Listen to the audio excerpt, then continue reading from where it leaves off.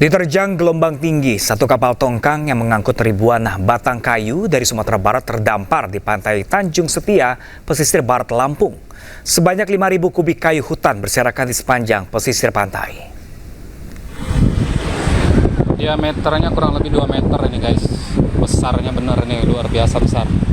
Dan banyak sekali sampai ke ujung sana berserakan, tumpah, diterjang badai semalam. Ya.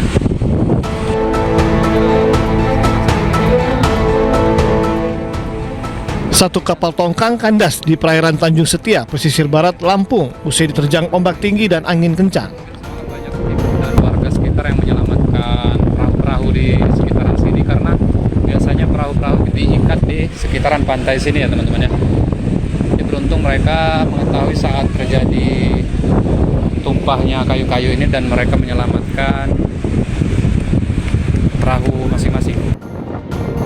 Sebelumnya, kapal tongkang yang bertolak dari Sumatera Barat pada 2 November lalu ini hilang kendali akibat cuaca ekstrim.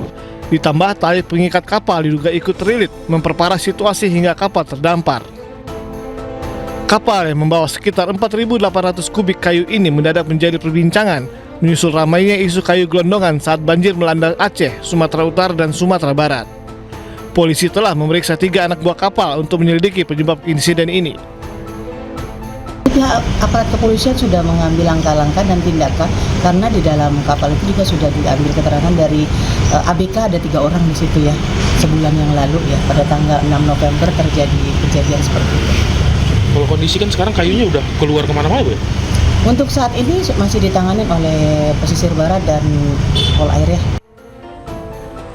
Hingga kini, kapal beserta muatan kayu meranti merah, kayu kruing, dan kayu meranti putih masih terdampar di pantai Tanjung Setia, menunggu proses penanganan lanjutan. Dari pesisir barat dan Bandar Lampung, Andres Afandi, iNews melaporkan. Kementerian Kehutanan RI dan Polri membentuk Satgas Gabungan untuk investigasi gelondongan kayu yang terbawa banjir di Sumatera.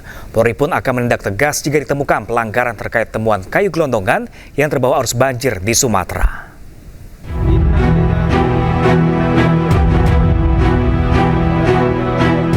Kementerian Kehutanan dan Polri telah menandatangani MOU untuk menginvestigasi bersama asal-usul kayu gelondongan yang terbawa arus banjir di Sumatera. Dalam waktu 24 jam. Menteri Kehutanan Raja Juli Antoni juga menyebut jajaran Kemenhut telah lakukan penyusuran untuk mengetahui titik awal asal kayu.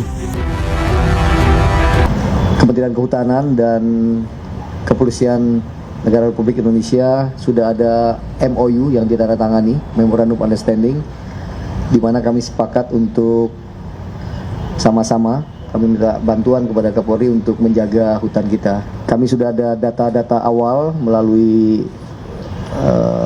penerbangan drone ya ke daerah-daerah terdampak, dan juga ada teknologi namanya AICO untuk melihat semacam anatomi kayu ya, yang mudah-mudahan ini bisa menjadi indikasi awal di mana asal muasal kayu itu berada. Sementara itu, Kapolri Jenderal Listio Sigit Prabowo menyatakan siap memproses hukum jika ditemukan pelanggaran dalam peristiwa tersebut. Dalam waktu cepat saya minta untuk tim juga segera bergerak dari hulu sampai dengan hilir, khususnya di lokasi-lokasi yang memang kita dapati ada potensi-potensi yang harus kita tindak lanjuti karena memang ada dugaan-dugaan pelanggaran. Selain banyaknya korban jiwa, bencana banjir di Sumatera menjadi perhatian masyarakat karena banyak ditemukan kayu gelondongan yang terbawa arus banjir yang diduga hasil pembalakan liar. Dari Jakarta, Tim Liputan, iNews melaporkan. Komisi 4 DPR RI menyoroti banyaknya temuan kayu gelondongan di lokasi banjir dan longsor di Sumatera saat serapat dengar pendapat antar Komisi 6 dengan Kementerian Kehutanan. Komisi 4 menilai telah terjadi pembiaran terhadap sejumlah aktivitas pembalakan liar dan tambang-tambang ilegal oleh Kementerian Kehutanan. Kami persilakan Pak Rohmin mana? Oh, mudah-mudahan. DPR mencecar Kementerian Kehutanan terkait bencana di Sumatera Utara. Dalam rapat dengar pendapat Komisi 4 DPR dengan Kementerian Kehutanan, Komisi 4 menyoroti adanya temuan kayu gelondongan. Komisi 4 pun menilai telah terjadi pembiaran terhadap pembalakan liar serta pertambangan ilegal di Sumatera. Ada gelondongan kayu di Sanyang Baka, Kabupaten Solo. Itu kita pastikan dari Taman Nasional Kerinci Seblat, Pak. Kayunya. Coba Pak bayangkan. Gimana nggak terjadi seperti ini? Kalau memang pembiaran itu sudah terjadi sedemikian lama, Pak. Bapak tadi nunjukin ada 3 kasus. Ada 3 foto yang saya lihat. Nih, yang sudah terungkap. Apa? Ayo upaya pemulihannya. Saya pastikan sampai sekarang juga belum. Ini kan yang disampaikan ini baru cuman soal pembabatan hutan, pembalakan liar. Secuil, Pak. Bapak tidak paparkan data tambang ilegal yang menghancurkan hutan sedemikian parahnya. Ayo dong, buka. Itu kan di sepanjang aliran sungai itu semuanya juga tambang ilegal. Nggak bakal punya izin kok. Dan itu kawasan hutan. Kemana aja kita selama ini, Pak? Dalam rapat dengar pendapat ini, desakan agar Menteri Kehutanan mundur pun tercetus jika Menteri Kehutanan tak bisa tangani bencana yang terjadi di Sumatera. Apa-apaan ini? Sehingga apa yang Pak Menteri sampaikan di sini dan paparkan tidak sejalan. Sehingga inilah tanggung jawab Pak Menteri. Pak Menteri tidak boleh lempar ke yang terdahulu. Kalau Pak Menteri punya hati nurani, apa yang disampaikan Pak Wakil Ketua Pak Marjohan yang tadi Pak Menteri katakan melalui ayat hadis, akhirnya terjadi. Sehingga mohon izin teman-teman Komisi 4 saya keras karena saya paling hatinya kasih. Luar biasa. Sehingga saya saran Pak Menteri, kalau Pak Menteri nggak mampu mundur aja Pak Menteri. Pak Menteri nggak paham tentang kehutanan. Sebelumnya, Kementerian Kehutanan telah membentuk Satgas bersama dengan Polri guna menginvestigasi temuan kayu gelondongan yang terbawa banjir Sumatera. Mereka harus hadir, datang, bertanggung jawab. Dari Jakarta, tim liputan iNews melaporkan. Sementara itu, pemirsa, Ketua Komisi 4 DPR RI, Titik Soeharto, kesal terhadap perusahaan pelaku pembalakan yang masih beroperasi di tengah bencana. Dirinya pun meminta Kementerian Kehutanan untuk mencari tahu dan menindak perusahaan tersebut. Terus terang saya sedih, miris, dan saya marah.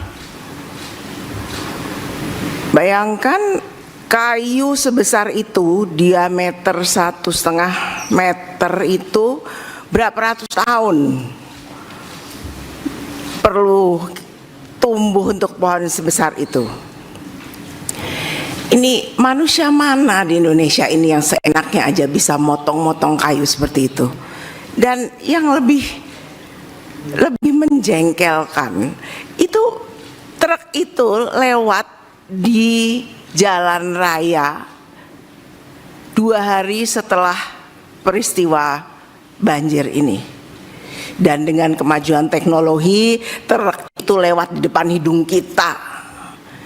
Sungguh menyakitkan Pak Menteri. Ini suatu, kalau orang Jawa bilang ngece. Apa ngece? Ngejek, mengejek tuh ya. Perusahaan ini ngejek gitu. Di baru kita kena bencana, dia lewat di depan muka kita. Ini suatu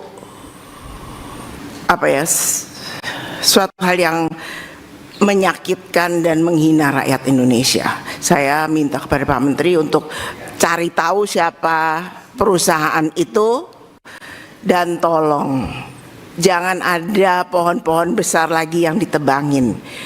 Henti. Ada sekitar 20 perusahaan dengan luas sekitar 750.000